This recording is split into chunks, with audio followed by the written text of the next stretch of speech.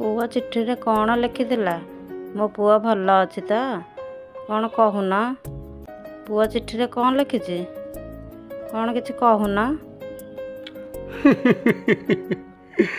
ତମେ ମା ହେଇକି ପୁଅ କଥା ପଚାରୁଛ, ହେଲେ ପୁଅ ଚିଠିରେ ଲେଖିଛି ସେ ଆମକୁ ନ ଜଣେଇ ବାହା ହେଇଯାଇଛି।